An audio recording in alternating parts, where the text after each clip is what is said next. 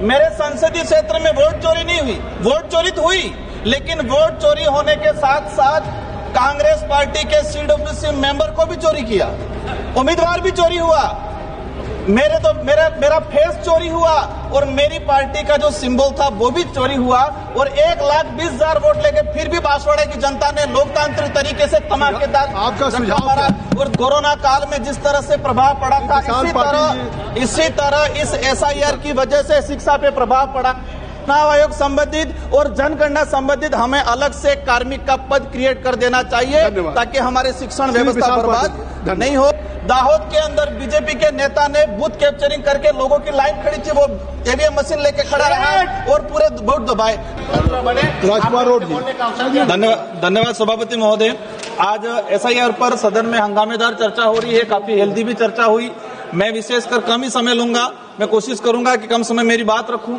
मेरा विशेषकर सत्ता पक्ष के साथियों से अनुरोध है कि देश में जो SIR को लेके कहा जा रहा है कि घुसपैठिया, तो मेरा अनुरोध है कि टोटल कितने घुसपैठिए आए थे, कहां पकड़े, कहां से आए थे, इनका डाटा जवाब में सामने आए। माननीय सभापति महोदय, चुनाव में किस तरह से धांधली होती है मैं बताना चाहूंगा। मेरे संसदीय क्षेत्र बांसवाड़ा के अंदर मेरे सेम नाम से 2 राजकुमार खड़े किए, मेरा सेम फेस उन नॉमिनेशन के अंदर उन्होंने एडिट करके लगाया और मेरी पार्टी का सेम सिंबल लगाया और 1,20,000 वोट मेरे नाम से लेके वो राजकुमार आज तक मैं ढूंढ रहा हूं, मुझे नहीं मिले।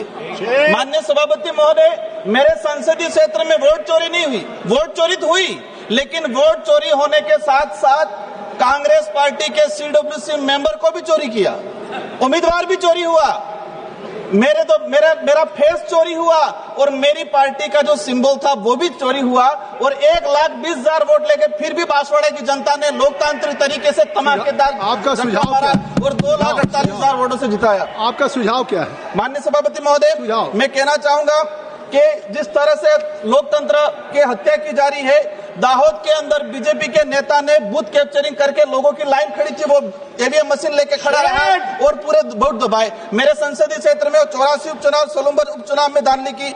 मेरा आपसे अनुरोध है कि इलेक्ट्रॉनिक कोई भी वस्तु हो हैंग हो सकती है, तो फिर ईवीएम हैंग क्यों नहीं हो सकता है? देश लेवल चुनाव आयोग तो कई बार बैलेट पेपर से चुनाव कराया जाए, तो बैलेट पेपर से चुनाव कराने में किस बात की दिक्कत है कि आप उनको ईवीएम का कई बार डेमो मेरा 1 मिनट पार्टी के सर मैं एक ही मिनट में अपनी बात को रखना चाहूंगा कि कोरोना काल में जिस तरह से प्रभाव पड़ा था इसी तरह इस SIR की वजह से शिक्षा पे प्रभाव पड़ा। अधिकतर शिक्षक कर्मचारी लगाए। मेरा निवेदन है आपके माध्यम से कि देश के सरकारी शिक्षण संस्थाओं सर 30 सेकंड के लिए 20 सेकंड 30 सर, मेरा सुझाव है कि देश के सरकारी शिक्षण संस्थाओं को जिंदा रखना है तो चुनाव आयोग संबंधित और जनगणना संबंधित हमें अलग से कार्मिक का पद क्रिएट कर देना चाहिए ताकि हमारे शिक्षण व्यवस्था बर्बाद नहीं हो।